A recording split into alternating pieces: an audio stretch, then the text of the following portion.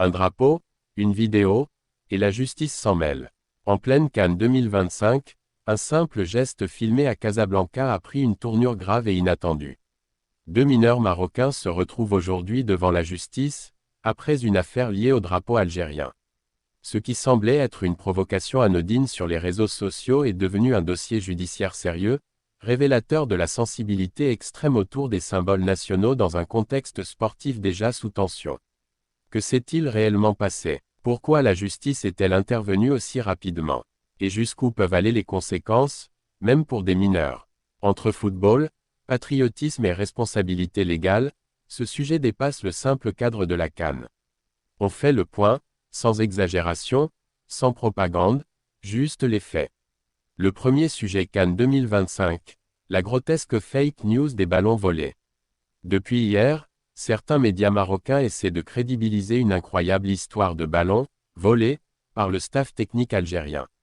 Cela a commencé par une photo d'une personne portant une veste Adidas noire, tenant un ballon, puis cela s'est poursuivi par des images de caméras de surveillance assez floues, où on est censé comprendre que des personnes faisaient partie de la délégation algérienne vol des ballons.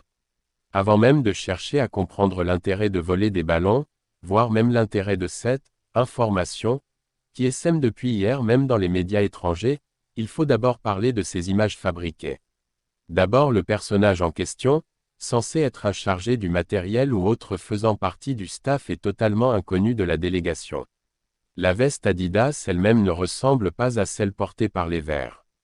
La réalité de cette histoire ridicule est très simple. À la mi-temps, Youssef Attal et Mehdi Dorval se sont échauffés avec un des ballons de la CAF laissés autour du terrain et un de ces ballons a été récupéré par mégarde par un des gardes matériels pensant que c'était un des ballons de la FAF. Quand un responsable de la CAF est venu s'en enquérir, il a été rendu.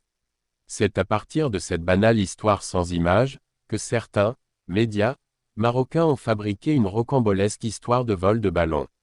À la prochaine fake news. Le deuxième sujet, l'Algérie risque de retrouver le Maroc après la CAN.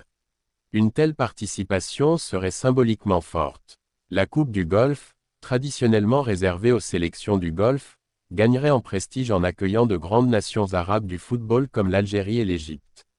Pour l'Algérie, ce serait également une opportunité de tester de nouveaux joueurs, de donner du temps de jeu à des jeunes talents et de préparer les grands rendez-vous y compris les matchs de la Coupe du Monde 2026 ou la CAN suivante.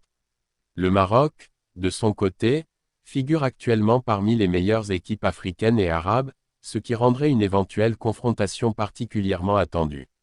Sportivement, une opposition Algérie-Maroc offrirait un match de très haut niveau technique et tactique, avec des joueurs évoluant dans les grands championnats européens. Elle permettrait aussi aux deux sélections de se jauger dans un tournoi officiel, au-delà des rencontres amicales.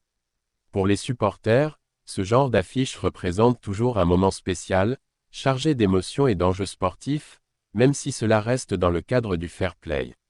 Enfin, la possible participation de ces équipes arabes à la Coupe du Golfe pourrait contribuer à renforcer les échanges sportifs entre différentes régions du monde arabe. Cela donnerait à la compétition une dimension plus large et attirerait une audience plus importante, faisant de l'édition 2026 un événement à suivre de près si le projet venait à se concrétiser. Le dernier sujet, deux Marocains devant la justice, à cause du drapeau algérien. La justice marocaine a été saisie mercredi 31 décembre 2025, après un incident survenu à Casablanca impliquant un drapeau algérien. Selon le procureur près le tribunal pénal d'Ain Seba, deux mineurs ont été déférés devant le juge des enfants pour leur rôle dans cet événement. L'affaire remonte à la diffusion d'une vidéo montrant un troisième jeune, accompagné des deux mineurs désormais poursuivis, en train de retirer le drapeau d'un pays participant à la Coupe d'Afrique des Nations, CAN 2025, installé sur l'un des ronds-points de la ville. Les deux adolescents, qui ont filmé l'action, ont ainsi été impliqués dans cette affaire, qui est désormais examinée par le tribunal pour mineurs. Le procureur a précisé que, le juge des enfants prendra les mesures prévues par la loi à l'encontre de ces deux individus, soulignant le cadre légal strict entourant ce type d'incident. L'affaire illustre la sensibilité accrue autour des symboles nationaux, en particulier dans un contexte sportif comme la CAN, où le patriotisme et le respect des équipes participantes sont fortement mis en avant. Pour l'instant, aucune information supplémentaire n'a été communiquée concernant l'identité des mineurs ni sur les sanctions qui pourraient leur être appliquées. L'enquête se poursuit, et le tribunal des mineurs décidera des mesures éducatives ou judiciaires appropriées en fonction des faits établis et de l'implication exacte des protagonistes.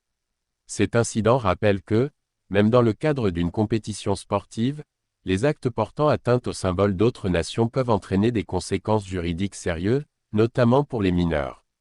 Les autorités insistent sur la nécessité de respecter les règles et de promouvoir la coexistence pacifique entre supporters de différentes nationalités, afin d'éviter toute escalade ou conflit dans l'espace public.